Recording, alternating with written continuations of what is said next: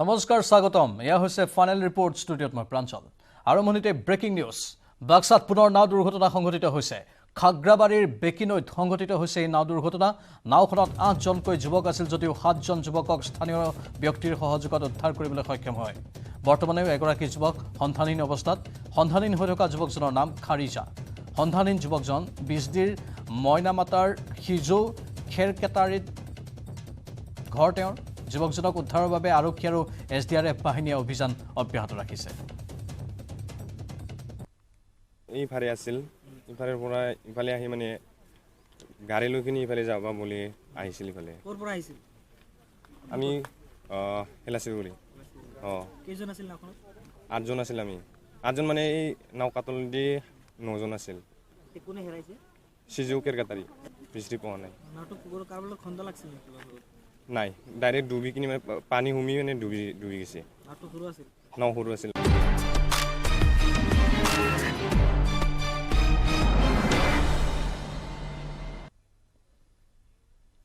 আপুনি Covid vaccine লৈছিল নেকি যদি লৈছিল তেন্তে আপোনাৰ বাবে আছে এটা উদ্বেগজনক খবৰ কোভিড ভ্যাকচিনৰ বিভিন্ন পাৰ্শ্বক্ৰিয়াৰ কথা স্বীকাৰ কৰিছে ভাৰত চৰকাৰে কোভিড ভ্যাকচিনৰ আছে তাৎক্ষণিক মধ্যকালীন আৰু দীৰ্ঘকালীন পাৰ্শ্বক্ৰিয়া কেন্দ্ৰৰ দুই স্বাস্থ্য বিভাগৰ নিয়ামক সংস্থা ICMR আৰু CDSUৱে প্ৰকাশ কৰিছে এই তথ্য বিষ ৰঙা দাগ কোনো কাৰণ নোহোৱাকৈ বমি পেটৰ বিষ মূৰৰ বিষ উশাহ চুটি হৈ অহা চকুৰ বিষ মানসিক ভাৰসাম্য হেৰুৱা বিষণ্ণতাত ভোগা আদি পাৰ্শ্বক্ৰিয়া পোৱা গৈছে আনহাতে বহু সময়ত এই পাৰ্শ্বক্ৰিয়া মাৰাত্মক হৈ পৰিছে Covishield Covaxin Sputnik V Corbevax ZyCoV ডিৰ পাৰ্শ্বক্ৰিয়াৰ কথা প্ৰকাশ কৰিছে এই সংস্থা দুটাই স্বাভাৱিকতেই এটা উদ্বেগজনক খবৰ এয়া কাৰণ যি সময়ত কৰোনাৰ ভৰপক সময়ত জোৰদাৰ প্ৰচাৰ চলোৱা হৈছিল কোভিড ভ্যাকচিনৰ বাবে সকলোৱে কোভিড ভ্যাকচিন লোৱাৰ কথা উল্লেখ কৰিছিল আনকি সংবাদ মাধ্যমকো সেইখিনি কথা ক'বলৈ দিয়া হৈছিল সেই বাতৰি আমি সম্প্ৰচাৰো কৰিছিলোঁ তাৰ পাছত এতিয়া কোভিড ভ্যাকচিনৰ পাৰ্শ্বক্ৰিয়াৰ কথা পোহৰলৈ আহিছে যাক লৈ এতিয়া সকলো অসন্তুষ্ট হৈ পৰিছে এটা উদ্বেগজনক খবৰ সমগ্ৰ দেশবাসীৰ বাবে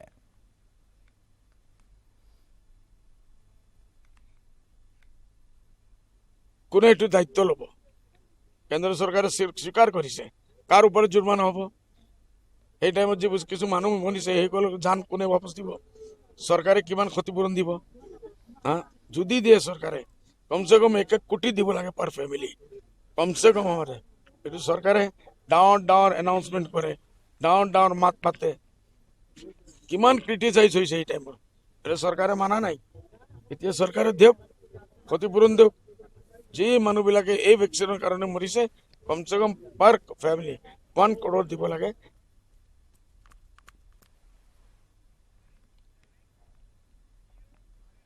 মঙলবাৰে শিল্পী দিৱসৰ দিনটোতে তেজপুৰত উপস্থিত হ'ল পাৰ্লিয়ামেণ্টাৰী কমিটিৰ এটা সজাতি দল ৰাজ্যসভাৰ সাংসদ ভুৱনেশ্বৰ কলিতাৰ নেতৃত্বত অহা 30জনীয়া দলটোৱে পৰিদৰ্শন কৰে তেজপুৰ মানসিক চিকিৎসালয় স্বাস্থ্য আৰু পৰিয়াল পৰিকল্পনা বিভাগৰ সংসদীয় কমিটিৰ দলটিয়ে লোকপ্ৰিয় গোপীনাথ বৰদলৈ আঞ্চলিক মানসিক স্বাস্থ্য প্ৰতিষ্ঠানত উপস্থিত হৈ ইয়াৰ প্ৰয়োজনীয় আন্তঃগাঁথনি সন্দৰ্ভত বুজ লয় তেজপুৰৰ ঐতিহাসিক মানসিক স্বাস্থ্য প্ৰতিষ্ঠানখনক যাতে উত্তৰ পূবৰ ভিতৰতে এখন উন্নত স্বাস্থ্য প্ৰতিষ্ঠানৰূপে গঢ়ি তুলিব পাৰি সেই ক্ষেত্ৰত চৰকাৰে দৃঢ় পদক্ষেপ লোৱাৰ কথা উল্লেখ কৰে সাংসদদ্বয় ক্ৰমে ভুৱনেশ্বৰ কলিতা আৰু ৰাজদীপ ৰায়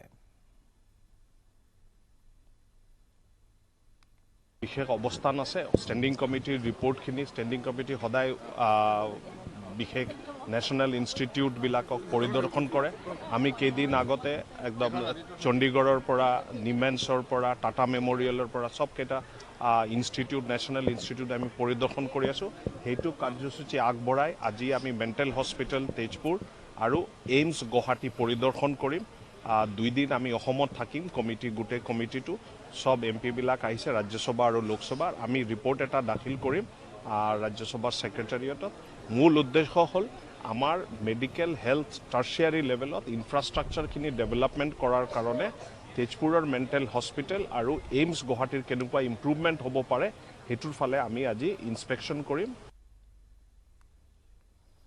কেএলৰ অধ্যক্ষ জীৱন সিংহ কোচৰ তুলনীয়া পুত্ৰ বুলি দাবী চৰাইদেউৰ এগৰাকী যুৱকৰ হাপে খাটি হালকাঠনিৰ দেৱৰাজ সিংহই নিজকে দাবী কৰিছে জীৱন সিংহৰ তুলনীয়া পুত্ৰ বুলি উল্লেখযোগ্য যে মিয়ানমাৰৰ পৰা আহি নাগালেণ্ডৰ মনজিলাত উপস্থিত হোৱাৰ পাছতে অসমলৈ ৰাওনা হৈছে কেএলৰ মুৰব্বী জীৱন সিংহ ইতিমধ্যে তেওঁ অসমত উপস্থিত হৈ দিল্লীত গৈ উপস্থিত হোৱা বুলিও এটা খবৰ আহিছে কেন্দ্ৰীয় চৰকাৰৰে কেইলৰ শান্তি চুক্তি সন্দৰ্ভত সৰব চৰ্চা চলি থকাৰ মাজতে নিজকে জীৱন সিংহৰ তুলনীয়া পুত্ৰ বুলি দেৱৰাজ সিংহই দাবী কৰাত সৃষ্টি হৈছে প্ৰতিক্ৰিয়া। ইপিনে শান্তি চুক্তি প্ৰক্ৰিয়াক আদৰণি জনাইছে দেৱৰাজ সিংহই। ছাৰ আৰু চবেই আছে হয়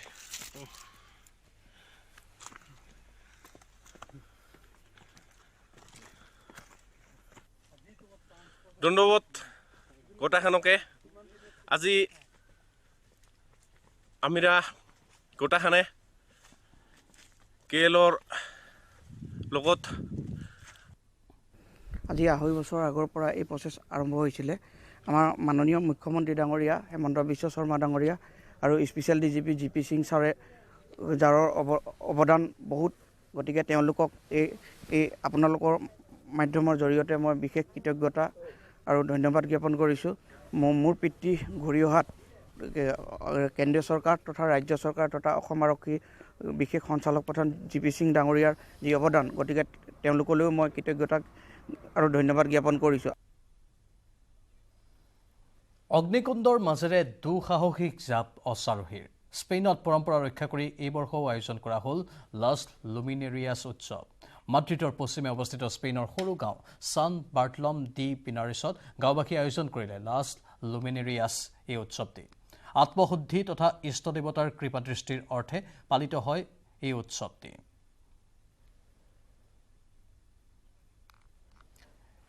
স্পেইনৰ উৎসৱৰ কথা আমি আপোনালোকক জনাইছোঁ। অগ্নিকুণ্ডৰ মাজেৰে দুঃসাহসিক জাপ দিছে অশ্বাৰোহীয়ে। স্পেইনত এয়া হ'ল পৰম্পৰা। এনেধৰণে পৰম্পৰা ৰক্ষা কৰি এই বৰ্ষও আয়োজন কৰা হৈছে লাছ লুমিনেৰিয়াছ উৎসৱ। মাদ্ৰিদৰ পশ্চিমে অৱস্থিত স্পেইনৰ সৰু গাঁও ছান বাৰ্টলম ডি পিনাৰেছত গাঁওবাসীয়ে আয়োজন কৰিলে লাছ লুমিনেৰিয়াছ। আত্মশুদ্ধি তথা ইষ্ট দেৱতাৰ কৃপাদৃষ্টিৰ অৰ্থে পালন কৰা হয় এই উৎসৱটি।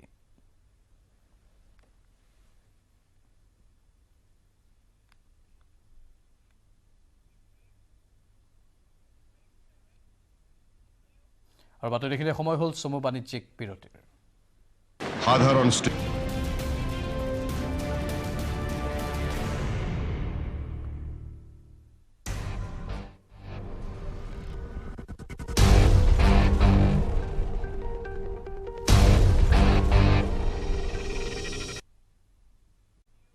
পুনৰ স্বাগতম বাতৰি মাজলৈ। বনাঞ্চলত খাদ্যৰ অভাৱত নিতৌ জনাঞ্চললৈ ওলাই আহিছে বন্যপ্ৰাণী। আজিৰ দিনটোত 4 ঠাইত বনাঞ্চলৰ পৰা জনাঞ্চললৈ ওলাই আহি গড়ে চলালে সন্ত্ৰাস। সোণাপুৰ, মায়ং, মাজুলী আৰু লখিমপুৰত দেখা গ'ল গড়ৰ মুক্ত বিচৰণ। মাজুলীৰ লুইত খাবলো পঞ্চায়তৰ অন্তৰ্গত শান্তিপুৰ গাঁৱত গড়ৰ আক্ৰমণত আহত হৈছে এজন। ইপিনে সোণাপুৰৰ মালৈবাৰীতো গড়ে আক্ৰমণ কৰিছিল এজনক। অৱশ্যে পবিতৰাৰ পৰা অনা 3টাকৈ হাতীৰে দীৰ্ঘ সময় ধৰি চেষ্টা চলোৱাৰ পিছতেই পুনৰ পবিতৰা অভয়াৰণ্যলৈ খেদি পঠিয়াবলৈ সক্ষম হয় গড়টো। উল্লেখযোগ্য যে পুৱাৰ ভাগত কলং নৈ পাৰ হৈ মালৈবাৰীৰ বৰঘুলিত গড়টোৱে সৃষ্টি কৰিছিল আতংকময় পৰিৱেশৰ। আনহাতে মায়ঙৰ 2 নম্বৰ বৰপাকত গড়ে মুক্ত বিচৰণ কৰে। পবিতৰা অভয়াৰণ্যৰ পৰা জনাঞ্চললৈ ওলাই আহিল প্ৰকাণ্ড গড়।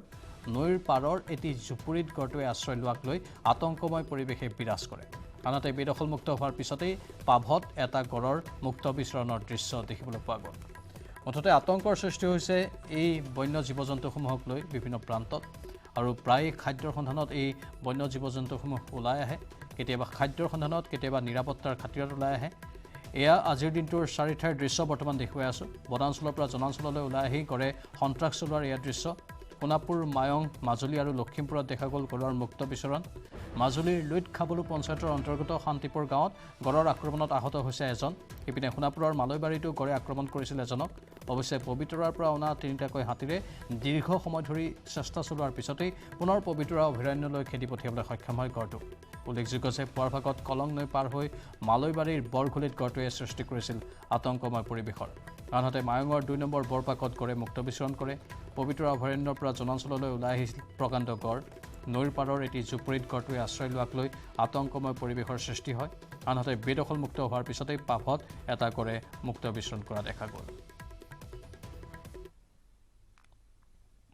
গড়টো আমি যিমান পাৰোঁ বৰ্তমান যাতে কোনো ফালৰ পৰা কোনো এটেক নহয় বা সি কষ্ট নাপায়, আমি সন্ধিয়া টাইমলৈকে আমি এনেকৈ থকাটো কামনা কৰিছোঁ। কি কাৰণে বৰ্তমান যিটো জেগাত গড়টো আছে চাৰিওফালে মানুহে আৱৰি আছে, জনবসতি ঘন অঞ্চল।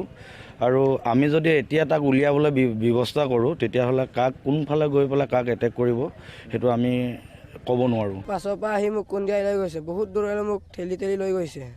তাৰপৰা মই মৰাজিয়া হৈ গৈছিলোঁ, 9ম শ্ৰেণী। অঁ, মই পাতেই নাপালোঁ কেনেকৈ মোৰ ওচৰত আহি পালি। এইটো ৰাতিপুৱা প্ৰায় 4টা বজাত পাৰ হৈছে। ক'ৰ পৰা অহা পবিতৰাৰ পৰা আহিছে। পবিতৰাৰ পৰা আহি ইয়াতে যেতিয়া মানুহ সমাগম হৈ থাকে বিহুৰ কথা, কেইটামানে তাৰমানে তেনেকৈ আলহী খাব গৈছিল, কিন্তু ৰাস্তাতে লগ পালে বৰগুলিত আমাৰ এই ফিল্ডখনৰ ওচৰত। মানুহজনক তাৰমানে পাছেদি আহি পেলাই হিংকাই দিলে।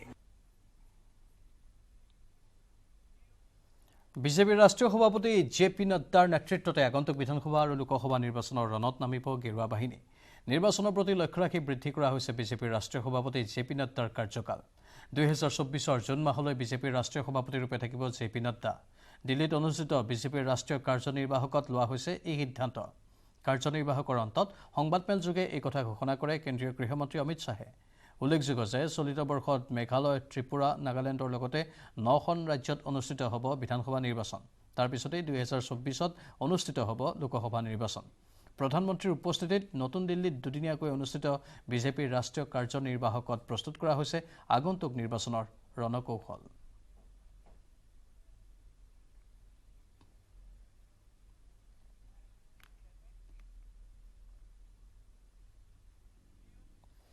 গুৱাহাটীৰ চাংচাৰিস্থিত ডক্টৰ ভূপেন হাজৰিকা চলচ্চিত্ৰ আৰু টেলিভিছন প্ৰতিষ্ঠানৰ ৰূপালী জয়ন্তী অনুষ্ঠানৰ বছৰজোৰা কাৰ্যসূচীৰ শুভাৰম্ভ কৰা হয় মঙলবাৰে। প্ৰতিষ্ঠানখনৰ পতাকা উত্তোলনেৰে ৰূপালী জয়ন্তী বৰ্ষৰ শুভাৰম্ভ কৰে শিক্ষাবিদ, লেখক তথা প্ৰতিষ্ঠানখনৰ বৰ্ড অফ গভৰ্ণৰৰ অধ্যক্ষ ডক্টৰ জয়কান্ত শৰ্মাই। ৰূপালী জয়ন্তী বৰ্ষত ল'বলগীয়া বিভিন্ন কাৰ্যসূচীৰ এক ৰূপৰেখাও দাঙি ধৰে। অনুষ্ঠানত বিশিষ্ট অভিনেতা, পৰিচালক, প্ৰযোজক তথা অনুষ্ঠানখনৰ প্ৰতিষ্ঠাপক অধ্যক্ষ কুলদা কুমাৰ ভট্টাচাৰ্য, ৰাষ্ট্ৰীয় পুৰস্কাৰপ্ৰাপ্ত বোলছবি পৰিচালক হেমেন দাস, বিশিষ্ট শিল্পী সমৰ হাজৰিকাকে ধৰি কেইবাজনো বিশিষ্ট ব্যক্তিক সম্বৰ্ধনা জনোৱা হয়। কাহিলীপাৰাৰ জ্যোতি চিত্ৰপটত আৰম্ভ হোৱা প্ৰতিষ্ঠানখনে অতিক্ৰম কৰিলে 24টা বৰ্ষ। ৰূপালী জয়ন্তীৰ শুভাৰম্ভণি অনুষ্ঠানৰ লগত সংগতি ৰাখি এটা লগো মুকলি কৰে কুলদা কুমাৰ ভট্টাচাৰ্য। এই অনুষ্ঠানত উপস্থিত থাকে বিশিষ্ট অভিনেত্ৰী তথা বৰ্ড অফ গভৰ্ণৰৰ অন্যতম দুগৰাকী সদস্য চেতনা দাস আৰু বোলছবিৰ পৰিচালক ৰঞ্জিত দাস। বৰ গৌৰৱপূৰ্ণ দিন আমাৰ বাবে। Doctor Bhupen Hazarika regional film and television ইনষ্টিটিউটে আজি 25 বছৰ ভৰি দিলে। গতিকে আমি ৰজত জয়ন্তী বৰ্ষ পালন কৰিছোঁ, আৰম্ভণি আজি দিনটো। ইয়াতে যথেষ্ট সংখ্যক বিশিষ্ট লোক আহিল আৰু আমি ইতিমধ্যে এই এটা বছৰৰ কাৰ্যসূচী আমি নিৰূপণ কৰি থৈছোঁ। এটা বছৰত আমি কি কৰিম। আমাৰ চিনেমাৰ পিতৃ জ্যোতিপ্ৰসাদ আগৰৱালাৰ মৃত্যু দিৱস আৰু এনেকুৱা এটা শুভ দিনত এই সুন্দৰ অনুষ্ঠানটোৰ ৰূপালী জয়ন্তী আৰম্ভ হৈছে। ইয়াৰ কৰ্মকৰ্তা, শিক্ষাগুৰুসকল, প্ৰাক্তন ছাত্ৰ, বৰ্তমানৰ ছাত্ৰ ছাত্ৰী, অধ্যক্ষ আৰু ইয়াৰ যিখিনি বিষয়ববীয়া সকলো আছে, সকলোৱে আজি আমাক ইমান সুন্দৰকৈ সম্বৰ্ধনা জনালে। আজি খুব আনন্দৰ দিন, যিহেতু আজি জ্যোতি দিৱস। এই জ্যোতি দিৱসত আমাৰ এই ভূপেন হাজৰিকা যিটো ইনষ্টিটিউট আছে সেইটোৰ 25 বছৰ হ'ল আৰু ইমান সুন্দৰকৈ সজাই পৰাই তুলিছে। আৰু যিসকল বিশিষ্ট ব্যক্তি তেওঁলোকক মতা হৈছে ইয়ালৈ, আৰু সঁচাকৈ মই বৰ ভাল পাইছোঁ।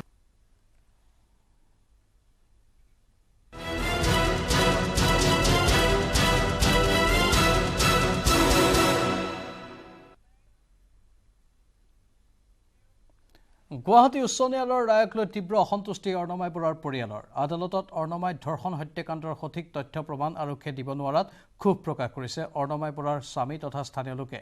অৰ্ণমাই ধৰ্ষণ হত্যাকাণ্ডৰ অভিযুক্ত মইনুল হকৰ মৃত্যুদণ্ডৰ ৰায় প্ৰত্যাহাৰ কৰি 3 বছৰ কাৰাদণ্ড বিহিলে গুৱাহাটী উচ্চ ন্যায়ালয়ে। ইতিমধ্যে 3 বছৰ কাৰাবাস খাটিছে অভিযুক্ত মইনুলে। বিপৰীতে আনজন অভিযুক্ত ছেলিম উদ্দিনৰ আজীৱন কাৰাবাসৰ ৰায় বাহাল ৰাখিলে মহামান্য আদালতে। শিক্ষয়িত্ৰী অৰ্ণমাই বৰুৱাৰ ধৰ্ষণ আৰু হত্যাকাণ্ডৰ সন্দৰ্ভত উপযুক্ত তথ্য প্ৰমাণৰ অভাৱৰ বাবে ন্যায়ালয়ে প্ৰদান কৰে এই গুৰুত্বপূৰ্ণ ৰায়। উল্লেখযোগ্য যে 2017 চনৰ 31 মে'ত যমুনামুখত সংঘটিত হৈছিল শিক্ষয়িত্ৰী অৰ্ণমাই বৰাৰ ধৰ্ষণ আৰু হত্যাকাণ্ড। শিক্ষয়িত্ৰীগৰাকীক নৃশংসভাৱে হত্যা কৰি পেলাই দিছিল কপিলী নদীত। এই ঘটনা সন্দৰ্ভত 2018 1 আগষ্টত হোজাই জিলা আদালতে হত্যাকাণ্ডৰ মূল অভিযুক্ত মইনুল হকক ফাঁচী আৰু আনজন অভিযুক্ত সেলিমুদ্দিনক বিহিছিল যাৱজ্জীৱন কাৰাদণ্ড। এই ৰায়ক প্ৰত্যাহ্বান জনাই উচ্চ ন্যায়ালয়ৰ দ্বাৰস্থ হৈছিল অভিযুক্ত পক্ষ। দীৰ্ঘদিনীয়া শুনানিৰ পিছত তথ্য প্ৰমাণৰ অভাৱত মূল অভিযুক্তৰ শাস্তি লাঘৱ কৰে গুৱাহাটী উচ্চ ন্যায়ালয়ে। তেওঁ কোনো পৰ্যায়েৰে 302 লগতো ইনভলভ নাই, 376 লগতো ইনভলভ নাই। কেৱল 201ত ডেড বডিটো পেলাই দিয়াৰ কাৰণে তেওঁ দোষী সাব্যস্ত হৈছে। আৰু তেওঁক যিটো লোৱাৰ কোৰ্টে 201ত 3 বছৰ পানিছমেণ্ট দিছিল, এতিয়া ডেথ চেণ্টেঞ্চৰ পৰা গৈ 3 বছৰহে তেওঁক পানিছমেণ্ট কাৰাবন্দী হৈ থাকিব। আৰু দেখা যায় যে এইটো 2018ত হোৱা ঘটনা, তেতিয়াৰ পৰা যি জেলত আছে, তেওঁ আজি কিজানি 3 বছৰৰ বেছিয়ে তেওঁ জেলত থাকিব। সেইকাৰণে তেওঁক ইমিডিয়েটলি এৰি দিয়া প্ৰকল্পটো চলিব। কিন্তু আনহাতে সেলিমুদ্দিনৰ এপিলটো ডিছমিছ কৰিছে। সেলিমুদ্দিনক যিটো দোষী পাইছিল 302 আৰু 201তে বাহাল থাকিল। তেওঁ লাইফ ইমপ্ৰিজনমেণ্টলৈ ফৰ দ্য লাইফ থাকিব উইদাউট এনি ৰিমিশ্যন এণ্ড পেৰল।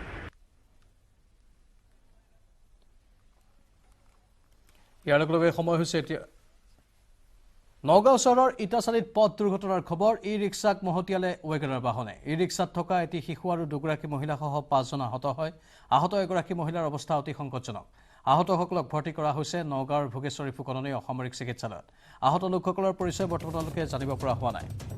খবৰ নগাঁও চহৰৰ ইটাচালিৰ য'ত পথ দুৰ্ঘটনা সংঘটিত হয়। ই ৰিক্সাক মহতিয়ালে ৱেগনাৰ বাহনে। এই ৰিক্সাত থকা এটি শিশু আৰু 2গৰাকী মহিলাসহ 5জন আহত হৈছে। আহত এগৰাকী মহিলাৰ অৱস্থা অতি সংকটজনক। আহতসকলক ভৰ্তি কৰোৱা হৈছে নগাঁৱৰ ভোগেশ্বৰী ফুকননী অসামৰিক চিকিৎসালয়ত।